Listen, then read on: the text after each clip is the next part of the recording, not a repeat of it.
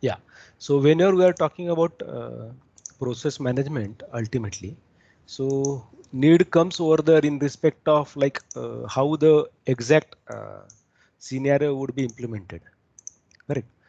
Now, even a scenario may be implemented there, and process management or process manager has to do multiple settings rather, which we even saw this particular aspect in respect of how the switching from one process to other would be done. So let us move further and let us try to see like what exactly happens there. Now, you must have seen like while you try to print something. Okay, so let me show you like if I can. Yeah, so this is what I give command for print. Okay, I can see that like this is a particular queue, like it is scheduled, correct, which is trying to print. It is submitted, but it is not yet printed. Correct. So this would be used as the device queue. This would be for a printer. Now, if I remove either of them rather from here, so my queue may get empty. Okay, queue would be like some kind of data structure ultimately used, which is first in first out basis. Okay, so like what happens is for every all processes which are there in the system, initially every process enters into job queue. Okay, then ultimately depending upon whatever the requirement is of that process, either it would be executing without any device, but it never happens. Now suppose if I am a memory manager, every program may require some amount of memory for the same. Now suppose if I like do not permit either of you to really switch on your mic. Okay, what can happen is like until and unless I permit, you would not be given chance. So ultimately you all are waiting in a device queue of mic. So whenever I permit it as a device manager rather, you would be doing that part. Even for memory aspect, you would be waiting for memory. Like when you write dot slash a dot out on terminal and when you execute your code, when you start dot slash a dot out and press enter, ultimately memory would be found by the memory manager where it can load the code. Now suppose there is no space available in memory at all. Correct, it happens like what you can try that. Like if you have some older phones rather, which is a smartphone probably, and like you have hundreds of applications or apps installed on your mobile, try to load as many as you can. What will happen after some time? There would not be any space at all available in memory to load your code. Correct. Then it might not respond rather like it may not give you a rather chance, or it may send some message like memory full and so on. This needs to be arranged. Like the processing would be done through a queue basis. Okay, using a queue data structure where everyone would be added in a queue and then process manager would be there who would be processing that every process. Okay, from the respective queues. Now, say for example, if this is queue, say for a ready queue, so there would be like a list of all processes. Okay, like you might have heard about linked list. Linked list is like holding hands. Say for example, I'm standing. Okay, I'm the first one, so I'm holding hand of second. Second is holding hand of third, and so on. So now I know who is first and who is last in that way. So now I know whenever I'm first, I know who is second. Whenever I'm second, I know who is my first and who is my third. Next, who is my previous, who is my next. So what happens is every queue would be having similar kind of. Suppose this is related to tapes, this is related to disk, this is related to terminal. For each device, there would be queue. For each device, there would be queue. Correct. Now, if you may see like there are hundreds of programs running on my system. Rather, if I press Control Alt Delete. So when my task manager is shown, rather, there are hundreds of processes running over there. Correct. Now, to whom the chance be given? So, like for example, if I switch from this to this, then this, say for example, to this, ultimately what is happening? Either of the like whatever the screen shift is done by me would be arranged appropriately depending upon the control that I have given to my system. Now, when I do give control to my system ultimately by providing a particular command, so you will see like the management would be done. So like there would be some processes which are handling device. Like for example, if I talk about the CPU part, how many processes are there which are actually working with CPU? How many of them are there actually working with memory? So like how many of them are running even?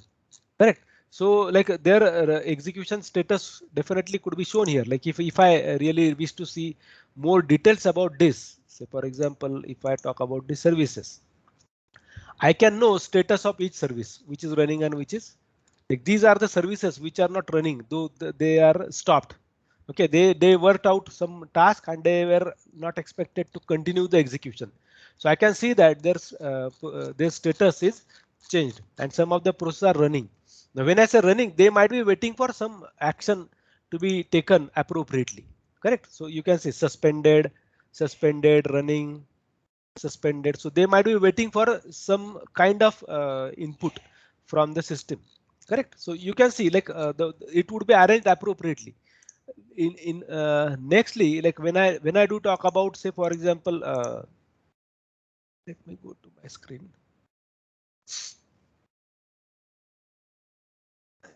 So like when exactly this would be done. So I would last process whichever is in the queue doesn't have any member next.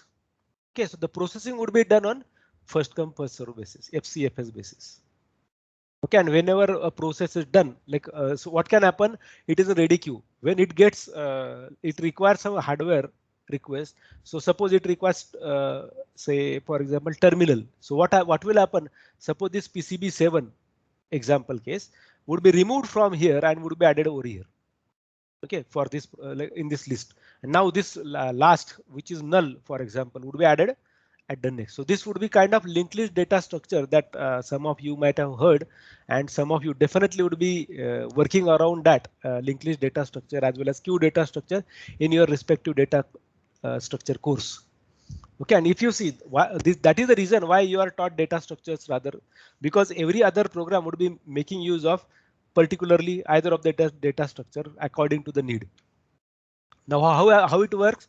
So suppose from job queue, process enters into ready queue, then CPU would be given, then it starts execution. When it requires some request, suppose there is some IO request, then it will go to IO queue.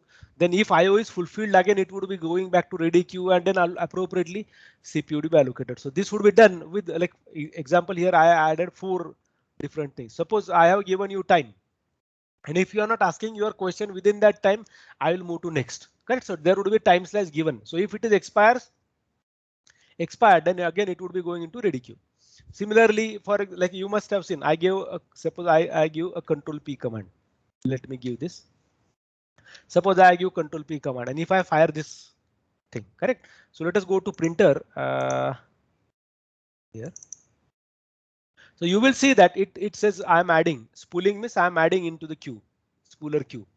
Correct. When it's finds that, like if you even you can see that my printer is not connected. So this would be what it gave time slice, but it is expired. Now it says, okay, I don't know what is to be done. So like it would be either terminated or I can say restart. Correct. So if I restart it, it would be restarting. But if I say cancel or pause, it will say it would be like suspended for a while. Correct. Or it can be ended appropriately. But whenever you are ending, it definitely will let you know, because what can happen?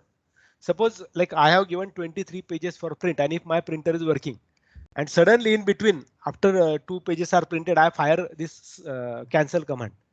So what can happen is my printer may get damaged or my document may get damaged appropriately in while it is trying to print. So I may not want that. So that's why it is telling you. So since you by mistakenly pressed cancel button, do you really wish to cancel it? So when I say yes, ultimately it will be done. Correct. So that's what, like that action is taken by CPU, and sometimes like when the process was given, then I said cancel. It went to ready queue and then sent to CPU and then was removed from memory. That spooler, that queue for printer device was removed from. Now there is no process running here which is waiting for a printer explicitly. Correct. Okay. Now let us start to see like how exactly these schedulers would be working. Now there would be 3 kinds of different, like we need to manage this. Who will do what kind of stuff? Because when you execute, say for example, when you write dot slash a dot out, what should happen next is like that job should become a process. Okay, then to whom the chance be given?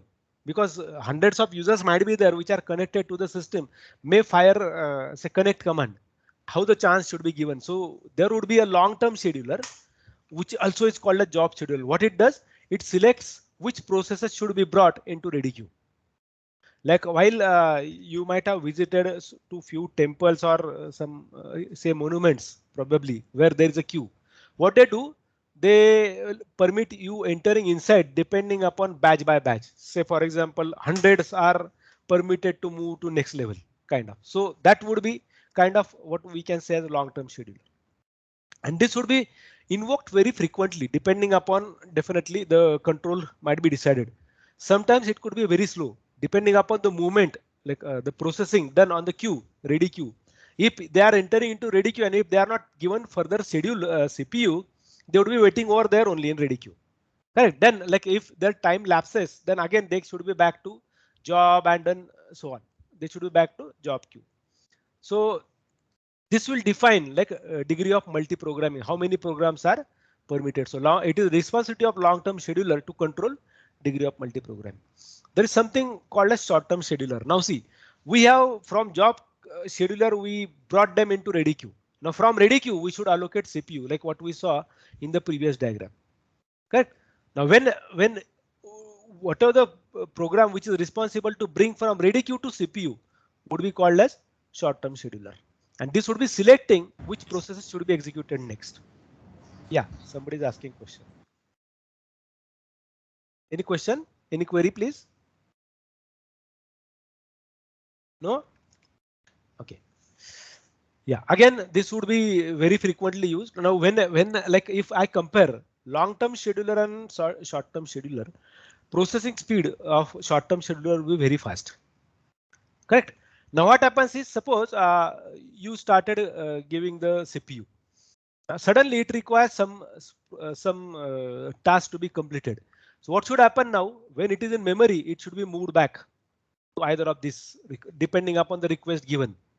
So now one task is here bringing to ready queue. One task is from ready to CPU and CPU to either out or the request as per the request. So that last thing would be handled by medium term scheduler. Right. So like you may say, for example, you are entering directly into the queue and you are saying, OK, few of my friends are went further. Now, on what basis we should verify that? Correct. So like if it is communicated properly, then probably it might be permitting. Otherwise, what may happen? The person who is handling that queue may take you out of that queue and you would be again asked to go back and then join the queue again. So most of the time, this medium term scheduler will be found in some time sharing systems. Okay, now what happens here when we do talk about medium term scheduler? Now suppose you are in a ready queue, you are given CPU. Now you are waiting for IO, or like if there is no IO request, you are not getting chance at all to execute those CPUs allocated. So you would be moved out from the memory and you would be suspended. Okay, so partially like recall when we wrote that dot slash a dot out and we added getchar there. Okay, it was waiting for my input. So like until and unless I give any input over there, my program will not proceed further. Now I always use this like a kind of you can say fantasy. Like I always give example of this fantasy.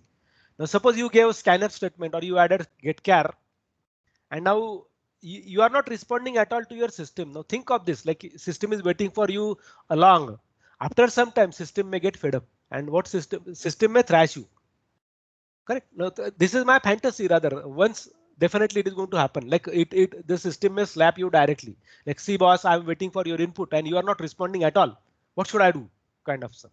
So in such a case, like though it is not slapping directly to you, but it is swapping out you partially. And again, it would be backed added into ready queue because it already was brought into ready queue. But as CPU time was given, but there was no response from the processor CPU itself. So again, it would be moved back. That's what we saw with respect to that printer stuff. OK, it was pulled. OK, it was in spooling stage and then it was not responding at all. So we saw suspended kind of stuff as well with the task manager. Correct. So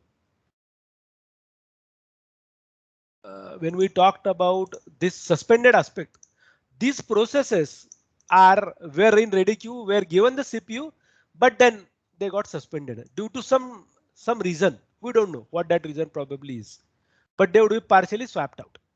Some of them would be directly disabled too. Okay, they may not be permitted to continue execution. They would be remaining in memory, but they are not doing anything.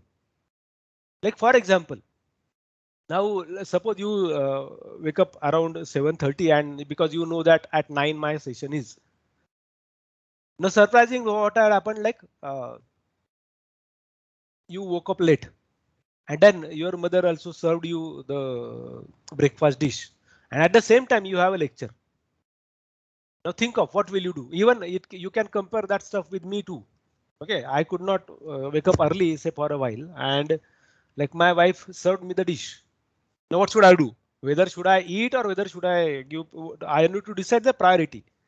Now suppose if I don't speak at all, suppose my mic is not muted, but I'm not speaking at all. What might be the reasons?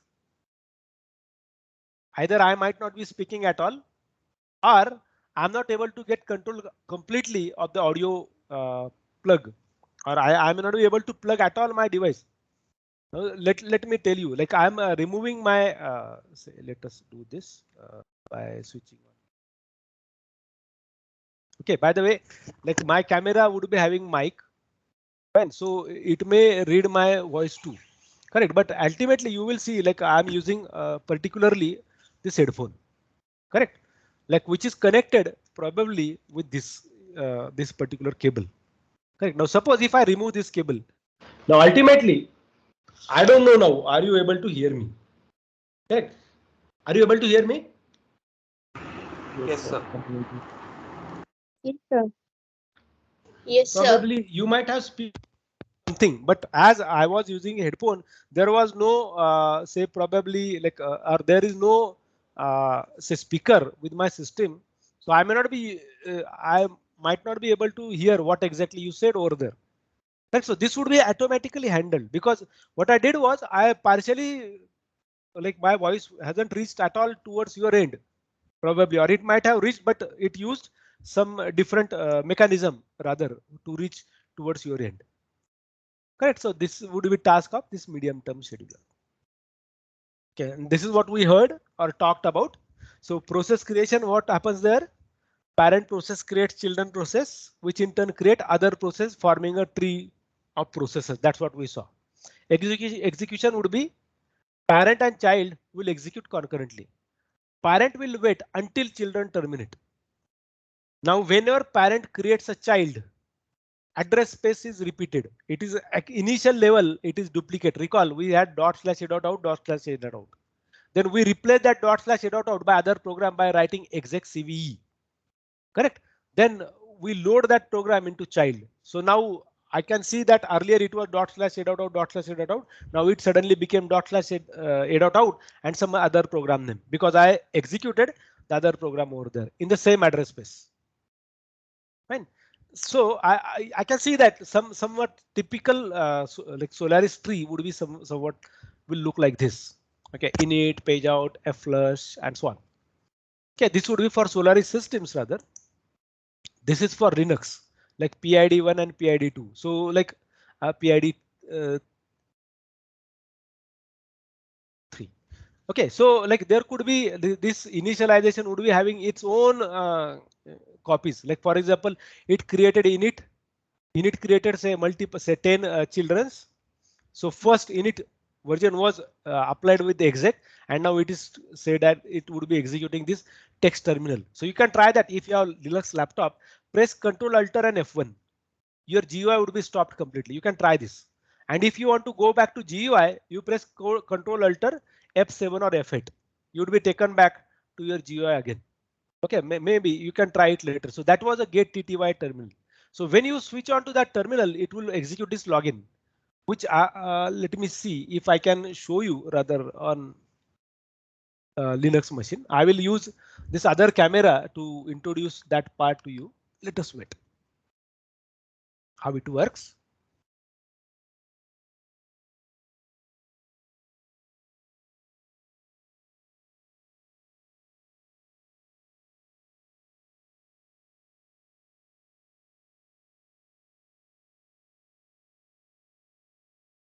Okay. So let me join the meeting first.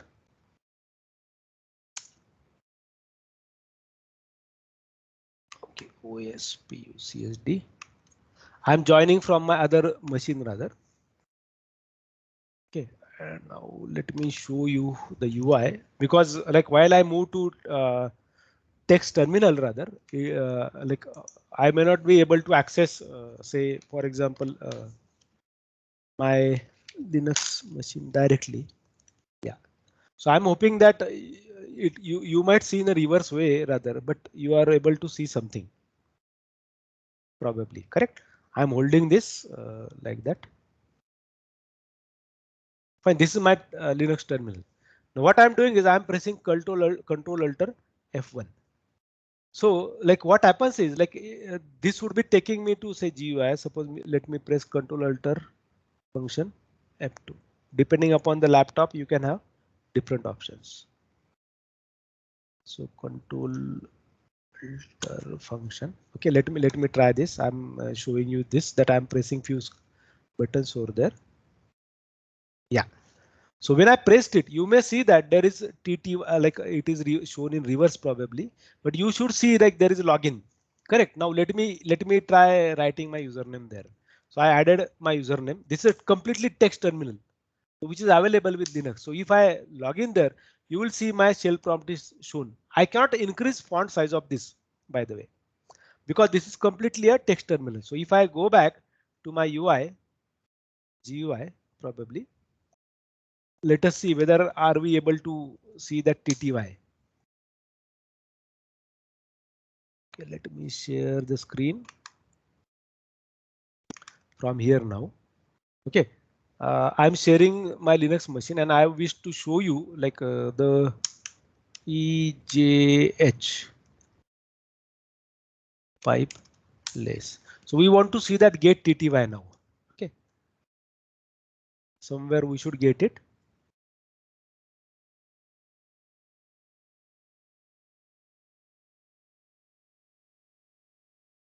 So that would be your text terminal.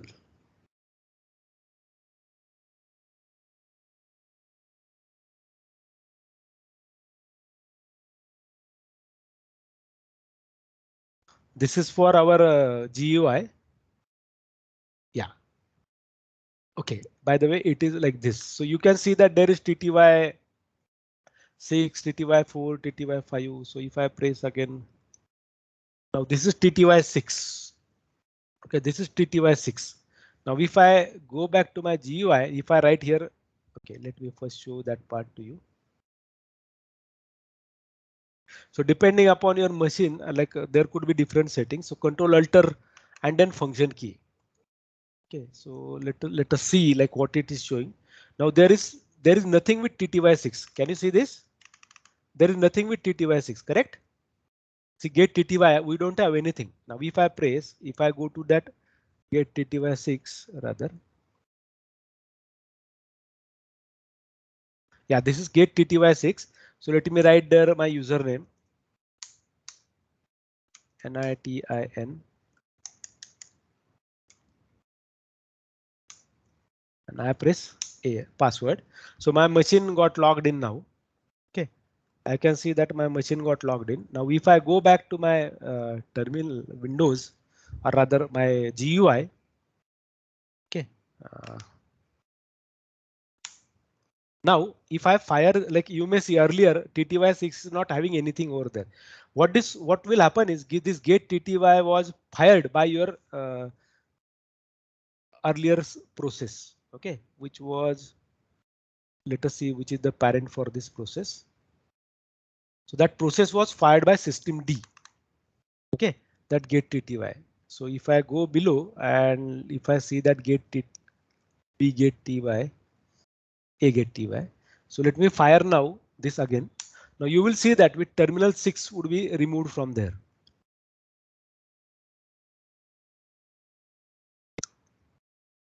I can see that this was the process earlier, correct? For this TTY 6. This was replaced by this login. Okay, this login and then login created one child, like when user enters Nitin. as username and password to be AS, then your bash shell was shown. Correct? That's what is happening there. Correct. So let us go back to Windows now. Yeah. Okay, so this is what is happening. Like the tree would be created appropriately at that particular level. Okay, I assume like whatever thing that I tried showing you, you must have seen that part. I thinking about the process. So this init may be replaced by say different name depending upon the Linux version that you are using.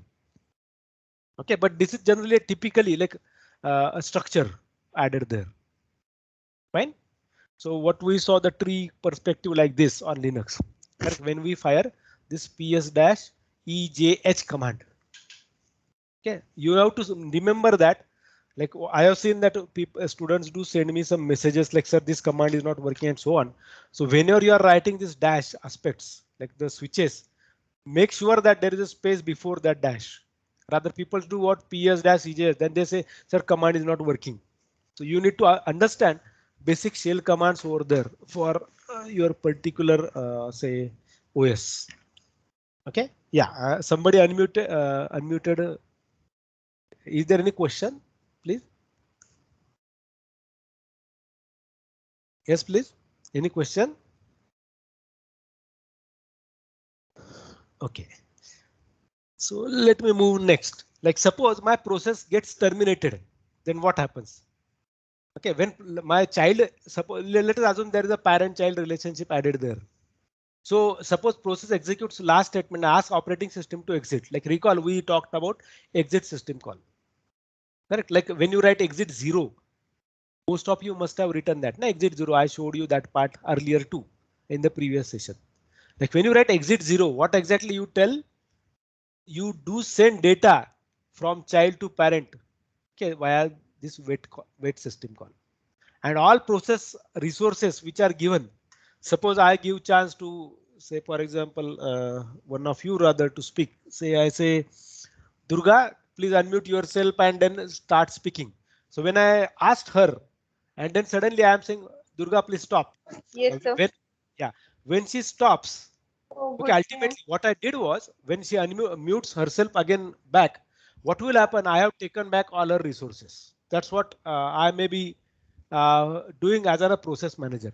So like when I asked her to mute herself, so what assumption is that the resources which are allocated to her were deallocated. How exactly I may do that? Okay, so let me show you how can I do this. So let me go back. So let me find Durga here.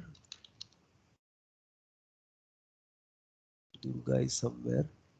Durga Patil. So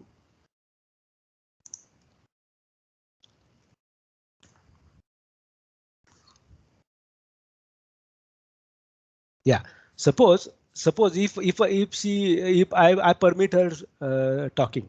Durga, can you please talk something? Yes, sir.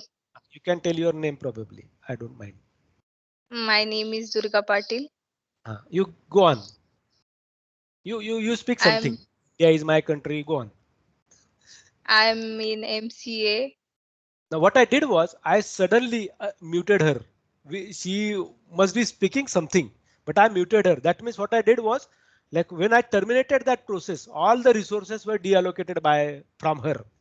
Now she may not be able to unmute probably again, or she may be depending upon what was the priority. So she was that was a forced termination. Now if parent that's what I did. As a parent, I terminated execution of that children process. That's what I did. Abort, kind of get out. Correct. So what might be the reason? Like if I'm telling her, Durga, you have to speak only for 2 minutes. But suppose she goes on, like recall, you must have arranged or attended some seminar. Okay, you might have presented in a seminar and then you were given, okay, in 5 minutes you have to finish your presentation. Now suppose even let us talk about the schedule. So as per the schedule session, I should finish my class by 10. Now suppose I continue further. What will happen? So maybe whoever is having class next, you may not join that class at all. Correct? You may not join that class at all. And that's the reason, like what we experienced in the previous semester. That's why you might have seen you are given 15 minutes break after every class, but sometimes the teacher might occupy those 15 minutes too. It depends. Correct. So what can happen is, like suppose I am the scheduler who designed that schedule. Okay, ultimately. So when I see that, okay, the teacher is always like with assumption that teacher is taking the class, and now I am a parent, the teacher is a child. Okay, now the child is executing or using resources like above more than the expected ones. So if it exceeds, then I will terminate. So I will forcefully change his probably timings. Correct. Other thing possibly could be like I asked her to talk for a while. I asked Durga to talk. Then what I did was like I said, okay, now I don't want Durga to speak. So that's what I did. Task assigned to a child is no longer required. And what can happen? Like you might recall, like before we started this session, there was one meeting which was added there. And suddenly I asked you, please exit from this. Correct? That's what, like I exited, I ended the meeting, everyone was removed from memory. So operating system does not allow child to continue if its parent terminates. Now, if you see rather, okay, with like if I click on this leave, is it visible? Okay, what happens is like if I leave from here, okay, if I click leave, what will happen is you would be there, you will not be removed. So you would be in a tandem state like zombie. You don't know what to do. Whether teacher is joining or not, you are not sure about. Because if you remove, if you if you leave this meeting, for example, you don't know whether teacher will be, if teacher starts again the session, you may miss that. Correct? You may miss that session. So this cannot be probably that way permitted. Correct? So that's why, like if I want to terminate all at a time, so I will press this end meeting. Now, when I press end meeting, whole meeting would be cancelled. Correct? But if I leave it, that means parent never worried about child and he left. Now the children should be in memory. They are not knowing anything what to do because their execution was controlled earlier by the parent. Recall that ./a.out we executed 100 number of times. Correct? Because we called for inside for loop kind of. So it was not knowing what to do. Like if parent, you kill parent through end task or kill command, children should be in some state. Some of them might be executing mode because they were executed appropriately on that terminal. They are waiting for some task, something to finish. But if that happens, ultimately this should not rather happen in any case. But if it happens at all, that would be controlled definitely by the system then in such case. So it like if when I end, you would be ending. So you might have heard a term called cascade in databases. Correct? Like when you delete a table, all records should be deleted, kind of. Correct? So this is process termination. Now, what can happen is, now I am assuming, like for example, I started the meeting, like you joined some meeting which was of 12th. Correct? And suddenly you saw, like suppose I say asked you like leave this meeting and join the other, and you suppose you say no, we will join this 12th only. We don't want to join your 19th. Then this is not cooperation. So cooperation would be the processes may be independent or they may be cooperating. So with assumption that few processes like few students might try joining that 12th for only. Okay, until unless I share the link, people might have joined the earlier meeting only. So they were assumed to be independent. They would not be affecting our execution. Cooperating means like with assumption that you all are there. Like I can see for probably like there are 57 attendees who are attending my class. But how to assure myself like they are 57? I only am shown this list over here. But can we guarantee that all these 57s are really attending? We don't know because they are in running state, and assumption is they also are executing their own code over there. Correct? So that's what cooperating. So cooperating would be what? they would be processes, their execution may affect execution of other. Right, now suppose if I switch on my camera for a while here.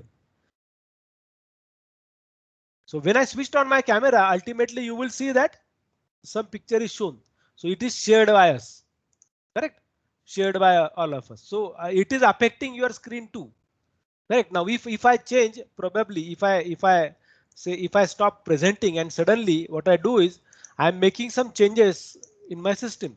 So whatever the earlier case which was shown as gallery would be changing to something else. Okay. Like if you recall, we talked about that part. So whenever you switch on your camera, ultimately your position would be decided. Correct? Fine. So like this is how rather the system really works out.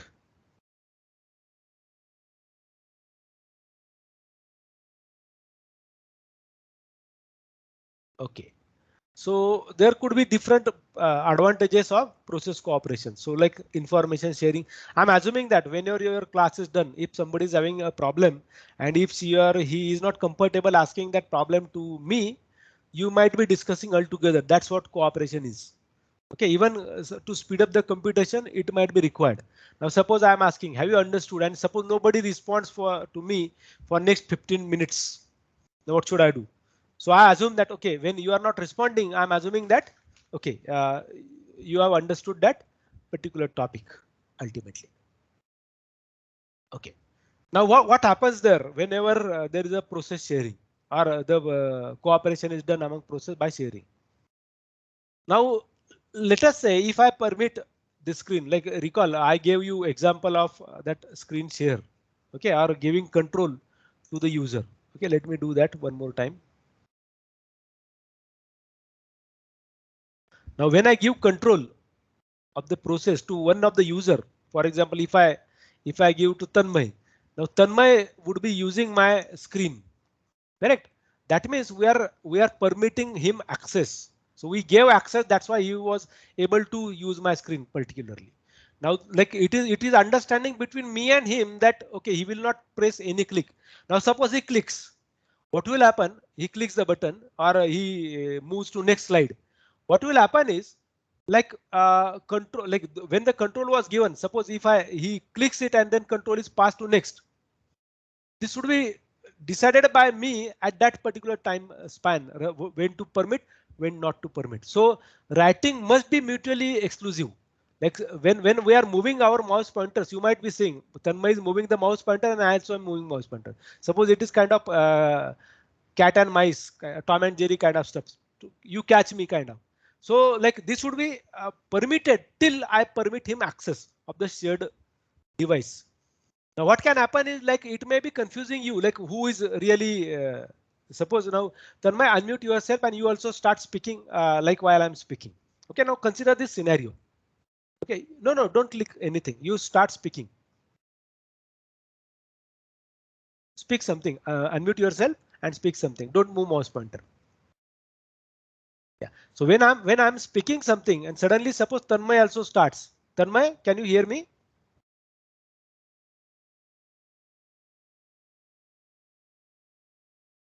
Yeah, sir, I was unable to access the mic right now.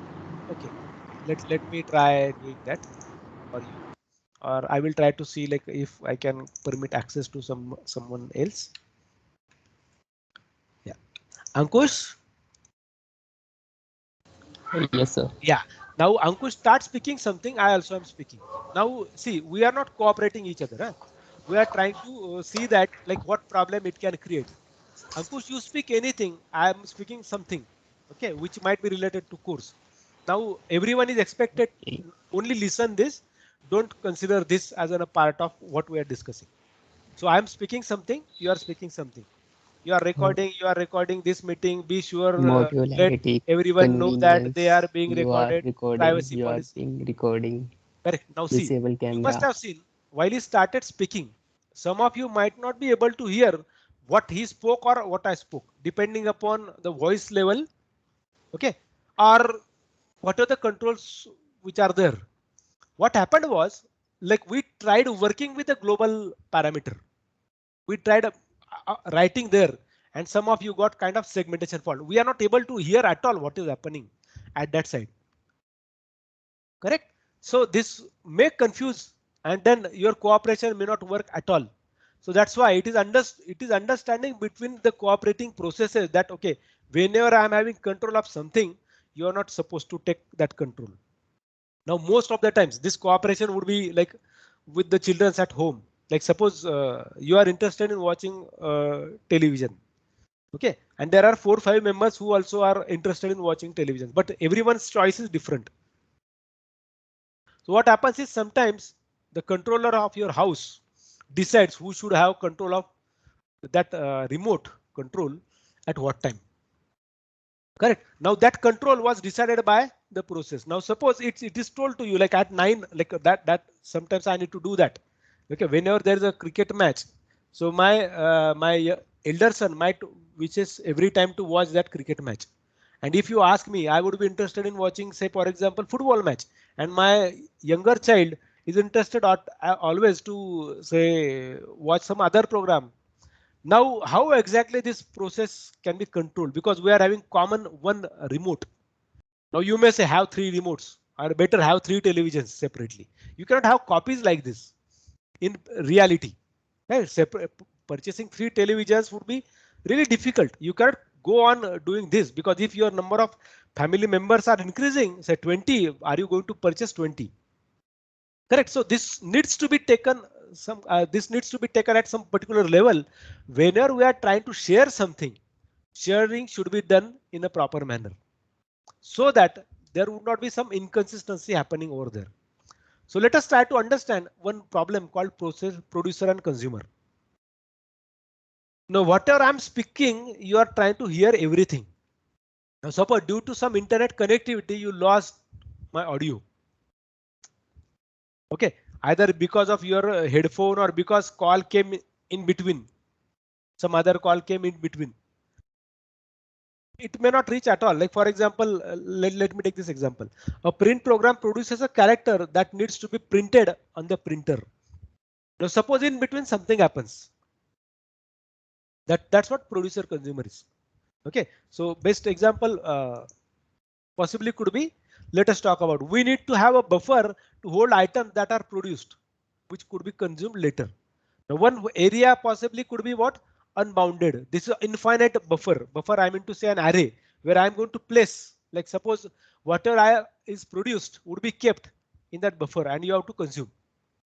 And sometimes it could be a limited one. Now let us take an example. Most of you must have visited barber shop. Okay, to have an haircut. Now when you go there, how many chairs are there? Are they limited?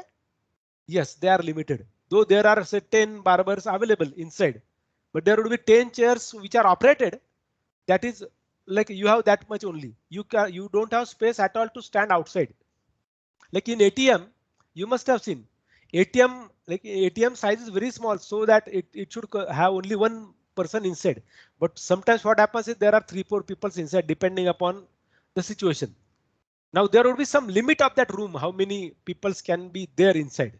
Same thing probably may be true for the lift that you have in the building. That would be bounded. Right? You have fixed buffer size. Whenever you cross that limit, it will say no, you are not permitted to execute. So this could be the possible 2 cases. So I will introduce you one program whenever I take my next session. Okay. At that time, I will try to show you through the program how exactly this consumption can be done with the bounded buffer as well as unbounded buffer. Now what happens with bounded buffer? Until unless everything is consumed, you don't produce next. And unbounded one probably could be like you go on using it depending upon your choice. Either you would be shifting everything above when consumed, or you are going to keep those places blank. Okay, with bounded buffer also, like you have limited space. So when your space is filled, like I gave you example of a barber shop. Suppose there are 5 waiting chairs outside the barber shop. Now, what should be the order of the people's? Like barber will be applying for haircut. So suppose chair number 1, 2, 3, 4, 5. Now what happens is suppose chair number 1 person gets a call, and like nobody was given a call rather by by the barber. None of the person waiting queue is called by the barber. Now what happens is, like when the person on first chair gets a call, what he says, okay, to the second person, can you please let me know, like let him know that I'm here, so that you put some control over there. Okay, now what can happen when barber calls, and if that chair 1 is not available, do you think that chair 2 person would be directly saying, okay, let us wait for that chair 1 person, then only you can have my haircut?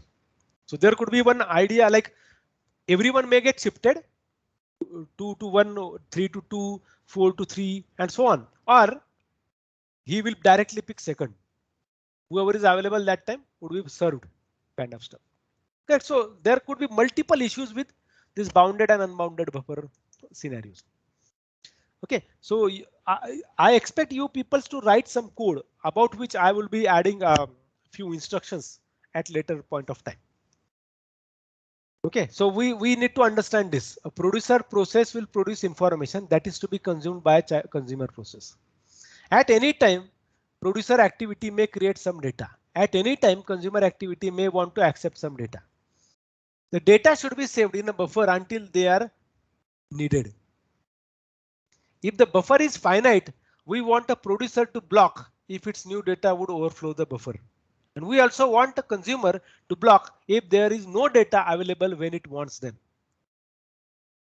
Okay, because in this case, you who is sitting or occupying the chair of waiting queue in the barber shop, you are the producer, and consumer would be the barber who is going to consume your hairs. Correct? Ultimately. Fine. So like example possibly could be the GCC stuff we said. Your C code would be translated to assembly code. This assembly code would be taken and added into buffer. Line by line, your program would be assembled by the assembler to generate object code. This object code would be taken together, like which is your executable, loaded in buffer, and then program would be loaded in memory. Whole program would be loaded. Now it would not be doing like producer or consumer kind of stuff. So like when one character would be loaded by the program in memory and so on, it is not going to work that way. So this would be bounded or unbounded depending upon the code. Correct? Depending upon what exactly is written by you. Right? So like this is kind of stuff that I would be introducing you through the program. I will add that program. Okay, in rather on our Moodle course site. So by that time, okay, try reading about cooperating processes. Fine. Try reading about cooperating processes. Try reading about what is process management, how process management is done, what are the different tactics applied by the operating systems to manage all these processes. Please try to get this information from the book of your choice. The books already I displayed on our Moodle site. You can take help of the Moodle site rather to get the information about the books. Start reading them. I think first 2-3 chapters you should finish by now. So I may not take class tomorrow, and I will update appropriately when would be my next class. Fine. Okay, any question?